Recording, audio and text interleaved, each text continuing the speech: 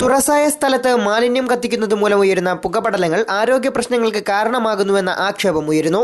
അഞ്ചൽ പട്ടണത്തിലെ മാലിന്യമാണ് ഗ്രാമപഞ്ചായത്ത് മാർക്കറ്റിന് സമീപമുള്ള കുണ്ടയംചിറയിൽ കൂട്ടിയിട്ട് കത്തിക്കുന്നത്. പതിവായി വൈകുന്നേരങ്ങളിലാണ് മാലിന്യ കൂമ്പാരങ്ങൾക്ക് തീ കൊളുത്തുന്നത്. ഇതിൽ നിന്നും ഉയരുന്ന പുകപടലം ആരോഗ്യ പ്രശ്നങ്ങൾക്ക് കാരണമാകുന്നതായി നാട്ടുകാർ ആരോപിക്കുന്നു. പട്ടണത്തിലെയും മാർക്കറ്റിനുള്ളിലെയും പ്ലാസ്റ്റിക്കും ബാർബർ ഷോപ്പുകളിൽ നിന്നുള്ള മുടി മുതലായവയ്ക്ക് പുറമെ അഞ്ചൽ മാർക്കറ്റിലെ ജൈവമാലിന്യ സംസ്കരണ പ്ലാന്റിന്റെ പ്രവർത്തനം നിലച്ചതോടെ ജൈവമാലിന്യങ്ങളും ഇവിടെയിട്ടാണ് കത്തിക്കുന്നത്.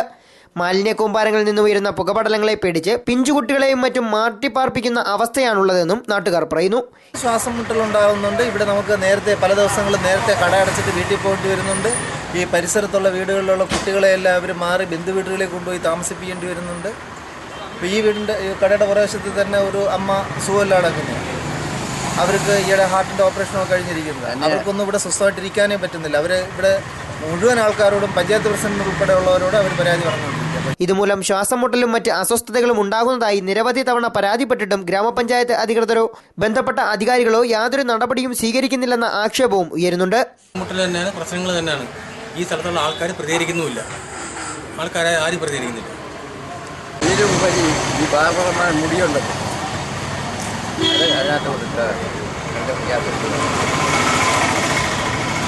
ആരോഗ്യ പ്രശ്നങ്ങൾ രൂക്ഷമാകുന്ന സാഹചര്യത്തിൽ ഒരു രാഷ്ട്രീയ പാർട്ടിയും ഇതിനെതിരെ പ്രതികരിക്കാൻ തയ്യാറാകുന്നില്ലെന്ന ആക്ഷേപവും നാട്ടുകാർക്കുണ്ട്.